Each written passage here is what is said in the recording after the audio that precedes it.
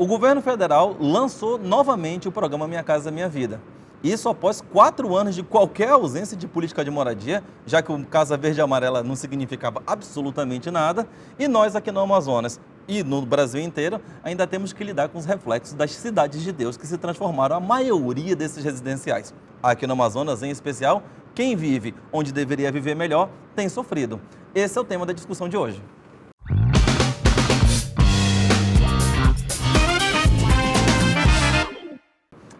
Olá pessoal, é muito bom estar aqui com vocês e é extremamente importante estar discutindo um assunto tão relevante quanto moradia. Eu começo dizendo que essa semana eu estive lá no Viver Melhor. Eu encontrei com o Raimundo e seus amigos para discutir sobre a problemática que já vem se arrastando desde o lançamento do programa Minha Casa Minha Vida aqui no Amazonas.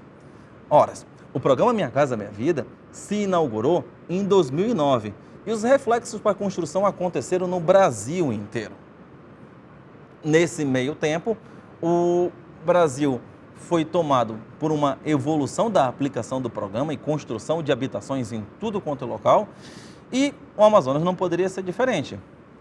Faço um destaque que não poderia ser diferente da construção de moradias, mas em número bem menor do que foi em demais outras regiões do país, como por exemplo na região Nordeste. Mas o fato é, o programa está novamente aí. Depois de 4 anos de discussão muito esvaziada sobre moradia, o programa Minha Casa Minha Vida vem através de medida provisória.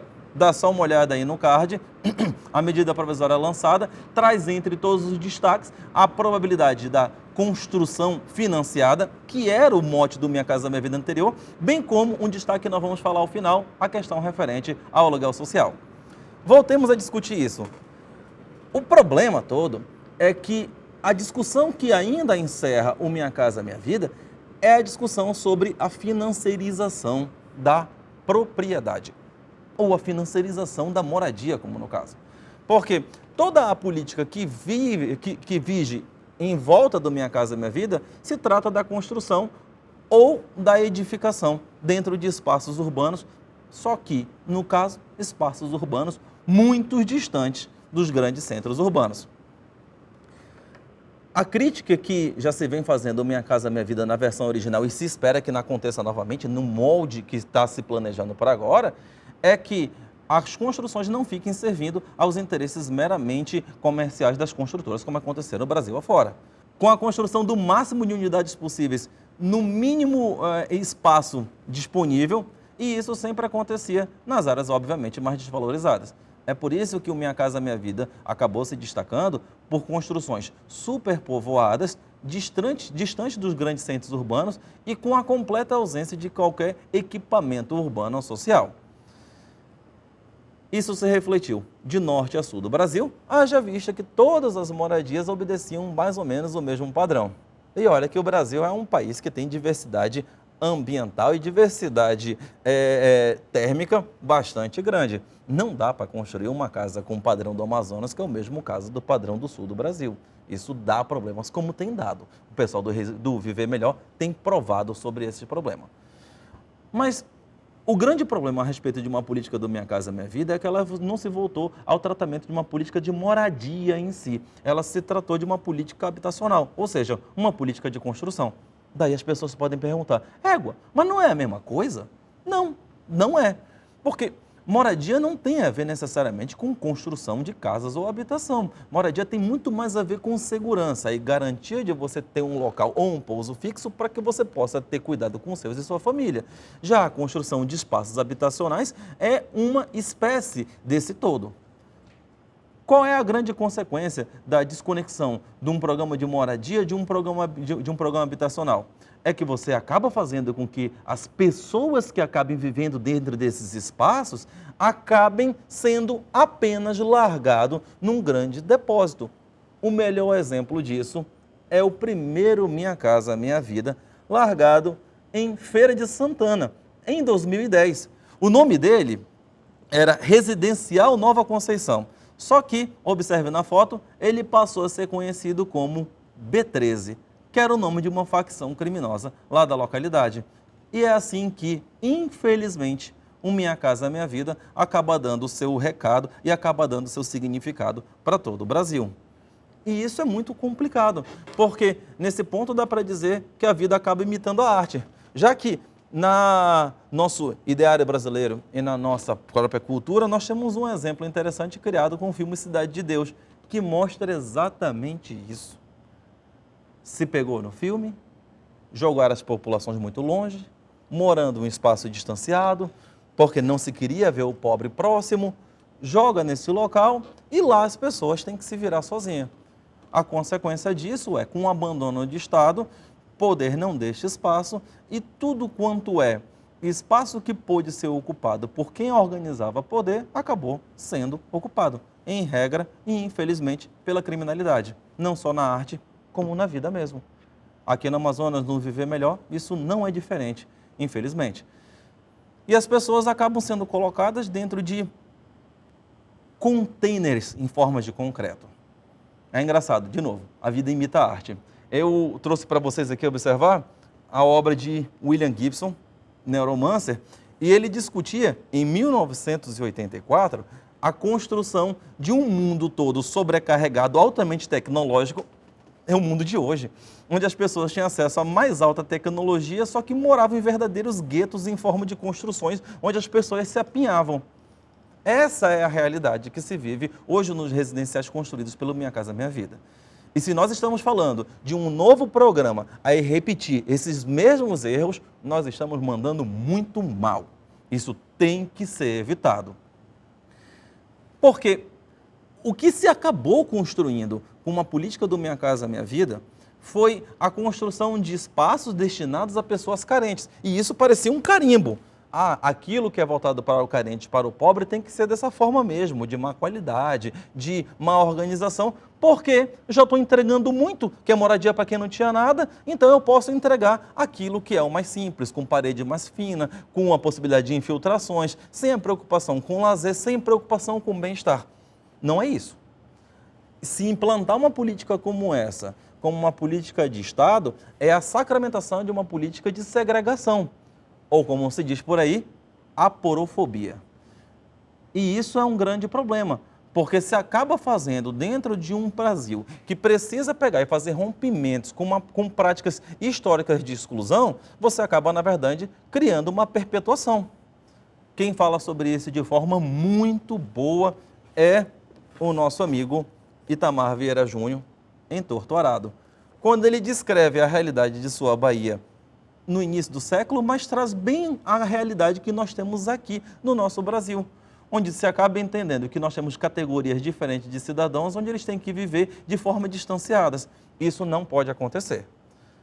O exemplo que acontece no Brasil inteiro se repetiu aqui, em Manaus. Aqui em Manaus, pelo Viver Melhor, se construíram em diversas etapas a construção da política do Minha Casa Minha Vida, mas acredito eu, na sua forma mais extrema. Os residenciais Viver Melhor, etapa 1 e 2, que ficam na extrema zona norte de Manaus, acabam concentrando um total de mais de 50 mil pessoas morando. Se você observa aí na tabela, você acaba destacando que se o Viver Melhor, etapa 1 e 2, fosse um município, ele seria o 10º maior município do estado do Amazonas. Uma cidade dentro da cidade. Com todos os problemas que a literatura já contou, que o cinema já contou, que o exemplo que mostramos agora lá em Feira de Santana já contou. Só que de uma forma muito mais exacerbada. Eu falo sem medo de errar. O Residencial Viver Melhor, etapa 1 e 2, que acaba se constituindo em apenas um único Residencial Viver Melhor, se constitui no maior empreendimento Minha Casa Minha Vida do Brasil. E ele foi colocado na extrema zona norte de Manaus. Observe o vídeo e você vai observar aqui que a inclusão, olha aqui pelo Google Earth, você vai verificar que a inclusão do Viver Melhor, ela acabou não sendo feita dentro do espaço urbano. Foi feito no extrema zona norte, ali ao lado direito você vai verificar a Reserva Duque, no ponto mais isolado que se tinha um momento na cidade. E dentro desse espaço se fez a inclusão, a construção de um espaço onde você socou uma cidade inteira com 50 mil pessoas. É um espaço gigantesco, que de ponta a ponta você tem mais de 4 quilômetros de distância, tendo toda uma população vivendo de forma desconectada do grande centro urbano. Essa não é a política de habitação, essa não é a política de moradia que a Constituição prega. Essa não é a política de moradia que o Estatuto das Cidades prega. A construção e empreendimentos de natureza social ou de naturezas habitacionais mais básicas que o Estado deveria implementar, deveria exigir, obviamente, a integração das construções dentro do centro urbano. Não em grandes conglomerados, mas de forma permeada, para que possa haver efetiva integração e não distanciamento ou segregação, como se implementou nesse residencial, por exemplo. O que acaba acontecendo com isso? Acaba acontecendo, então, uma desconexão das pessoas na própria cidade, acaba acontecendo uma própria negação do direito à cidade, fazendo com que os moradores excluídos, como excluídos foram desde a entrega do seu empreendimento, acabem sofrendo com a ausência do Estado e, infelizmente, com o aumento da criminalidade.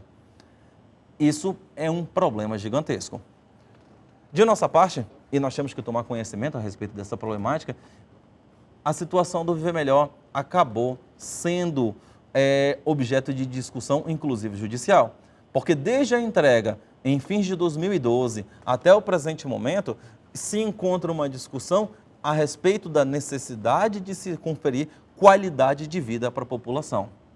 E, infelizmente, parece que a gente está discutindo grego, porque entra ano após ano, entra autoridade após autoridade, entre discussões após discussões, e as pessoas que se encontram no Viver Melhor acabam sofrendo. Eu recebi pelas redes sociais o comentário da Encarnação, e a Encarnação tem feito reclamações constantes, mas a Encarnação não está só. A Encarnação, ela fala por todas as 9.000 famílias que vivem lá na região, que dizem que o Viver Melhor está para cair. Essas são aspas da Encarnação, mas apesar de haver uma possibilidade de exagero na declaração da Encarnação, nós não estamos falando de exagero, a gente está falando efetivamente de quem vive lá. Observe só, o Viver Melhor tem sofrido com isso já há muito tempo, e já desde a sua entrega, as residências diversas têm sofrido com mofos. Eu trouxe para vocês alguns exemplos para que vocês possam observar. Isso é uma casa dentro do Viver Melhor, que tem sofrido essa situação por conta do molde de construção desconectado com a própria necessidade de adequação ambiental. Observe a próxima foto e não é menos chocante, até porque o que você tem com isso é uma diminuição na qualidade de vida, você tem problemas com a própria integridade das pessoas, sem contar as dezenas de fotos que demonstram rachaduras externas e a preocupação justa das pessoas com relação à sua própria dignidade. Daí você fala que dentro do Viver Melhor, você não possui creches em quantidade suficiente, você não possui escolas em quantidade suficiente, você não possui segurança em quantidade suficiente. Obviamente, se criou uma cidade. E se criou uma cidade, isso tem que ser tratado. Agora, muito pior ainda é quando se compreende que a política de moradia está resolvida socando as pessoas dentro das suas casas e dizendo, fiquem aí. É muito pior. Porque as pessoas recebem dentro das suas casas alguns ônus que jamais tiveram. Elas recebem um ônus com relação ao próprio contrato de mútuo, porque elas têm que financiar, a política de financiarização continua acontecendo com relação às casas. E aí você pode perguntar, mas que absurdo, tem que ser de graça? E eu acabo enfrentando isso dizendo, política de moradia não é entregar necessariamente algo próprio, e sim algo que permita com que as pessoas tenham condição de viver com dignidade. Não é viver com dignidade entregando para essa pessoa uma dívida, por menor que ela possa parecer, pelos sentidos classe média de qualquer outra pessoa.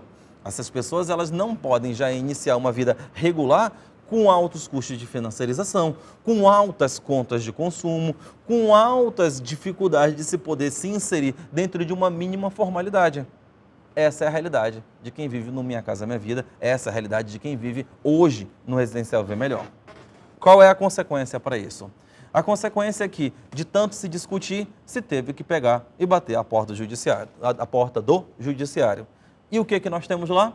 Temos para discutir a situação do Viver Melhor uma ação civil pública. Está aí com vocês, a ação civil pública foi proposta pela Defensoria Pública ainda em 2017 e a ação civil pública ela evolui a necessidade de se chamar a atenção do Estado, e quando se diz o Estado, é tanto da União quanto do Estado e das demais entidades que tenham responsabilidade pela conta política, fazendo diversos pedidos, como vocês vão poder observar na página 9, indicando exatamente a necessidade das medidas que precisam ser aplicadas para que se possa dar a essas pessoas um mínimo de dignidade. Essa ação civil pública, vocês vão poder ter acesso a ela pelo link colocado aqui no post fixado, da qual vocês vão poder observar tanto todas as suas páginas, bem como as informações mais recentes sobre o seu andamento. O fato é que, apesar do protocolo da ação ter acontecido ainda num passado não tão distante, as pessoas ainda continuam aguardando sobre a implementação de medidas que precisam ser feitas para lá, o mais urgente. Porque todas podem ser resumidas em um único pedido: dignidade, o que é o mínimo. Mas agora o mais urgente é, essas moradias elas precisam ser reformadas. A política do governo federal precisa ser readequada porque as pessoas não podem estar reféns de uma política que coloca a financiarização acima da própria necessidade de moradia. E isso vem sendo discutido no exato momento. A população que se encontra por lá tem questionado a respeito das evoluções do que tem acontecido e nesse momento se tem, na data de hoje, em que esse vídeo é postado, a discussão a respeito de que uma parte desse pleito possa ser atendido, vem encaminhando a discussão de um acordo para que haja a reforma das unidades, todas, e a adequação das pessoas que se encontram ainda pendentes com a necessidade de adequação, obviamente, financeira com a Caixa Econômica. Só que a organização com a Caixa, ela é um minus na frente disso tudo. O que precisa efetivamente acontecer é uma mudança na própria política do Minha Casa Minha Vida, como já vem acontecendo com a medida provisória, mas que se ataque também esse rescaldo que aconteceu no passado. Haja vista que muitas pessoas que moravam no Viver Melhor não suportaram o pagamento das contas de consumo, não suportaram a pressão do tráfico, não suportaram as próprias condições insalubres de moradia e acabaram saindo de lá, expulsas ou não aguentando a realidade. E diversas outras acabam, porque dentre toda a situação pior, é muito melhor viver onde você está vivendo pior, então você acaba vivendo melhor onde se vive pior, paradoxo, não é? E as pessoas se encontram por lá de forma completamente irregular. Nós temos uma boa parte de gaveteiros vivendo no Viver Melhor, pessoas que estão lá de boa fé e que, infelizmente, a legislação não contempla. É necessário que a nova política do Minha Casa Minha Vida não esteja preocupada com a construção de novos empreendimentos, mas que, ao contrário do que a medida provisória já tem indicado, ela possa ser sim editada para que as pessoas que se encontram nas situações que se encontram agora possam ser regularizadas e possam ter sim algo que é muito importante para elas, que é a possibilidade de ter a sua moradia de forma regular. E isso é traduzido num adágio tão precioso que se tornou quase que uma regra dentro do nosso Brasil: o sonho da casa própria. Mas isso só pode acontecer, evidentemente, se nós tivermos uma mudança muito clara da política de moradia. E para que se possa repensar isso, talvez a própria medida provisória já tenha dado indicações sobre isso. A propósito, ela acaba citando um trecho de que a legislação do Casa Verde e Amarela já tinha, que era a possibilidade, sim, de se ter aluguel social ou aluguel para concessão de moradia. De minha parte, eu acredito que a moradia em si, enquanto construção, enquanto habitação, é algo que é essencial para uma diversidade gigantesca de famílias. Mas só isso não é o suficiente. É o caso, sim, de se pensar numa política de estruturação básica que se permite o desenvolvimento de que se encontra excluído. E nisso, já há uma discussão muito antiga sobre a renda básica de cidadania, que apesar de ter sido criada por lei e mediante muita pressão de Eduardo Suplicy, só acabou sendo implementada na base da judicialização, que a DPU conseguiu recentemente. Mas apesar disso tudo, e apesar do reflexo disso se encontrar hoje no Bolsa Família vitaminado, como se diz aí na mídia, ainda é muito insuficiente. O caminho não é só Bolsa Família, o caminho não é só Casa Minha Vida. É o caso, sim, de se pensar numa política que condense efetivamente moradia e necessidade de sustentabilidade. É o caso, sim, de se pensar num programa, na verdade, Bolsa Moradia, onde se permita não se entregar onde morar, mas também se permita se viver com dignidade. Bom, esse é apenas um pequeno recorte de uma situação importante, que é a moradia, e dos reflexos que ela vem apresentando à nossa própria vida, como tem sido o caso de hoje. Nós não podemos pensar numa política de moradia muito importante e é louvável que o governo federal pense, sim, em reeditar o Minha Casa Minha Vida, mas é importante que a gente não repita os erros do passado. Nós não estamos aqui fazendo críticas vazias, é sim muito importante que a política ela avance, mas é importante que ela não gere os problemas que acabaram trazendo reflexos até o presente momento. É o caso de sim se pensar formas diversificadas de se fazer a integração de moradia que não seja através somente da construção. Como, por exemplo, a utilização de vazios urbanos que se encontram no meio dos espaços urbanos em todas as cidades, uma forma de se pegar e se fazer um tratamento muito mais claro a respeito de prédios ou imóveis abandonados. Essa é uma realidade em todas as grandes cidades do Brasil, não só do Amazonas. Como, por exemplo, temos um caso aqui, temos tratado, o pessoal do caso solar das Amazonas, que nós estamos tratando, mas é um problema também que pode ser enfrentado pela legislação. Tem que se tratar de uma maneira muito mais clara de como se fazer o processo de regularização, porque a regularização permite que isso aconteça, haja vista que a REURB não tem sido um instrumento muito adequado para tanto, dado ela ser um próprio purpurri de legislações.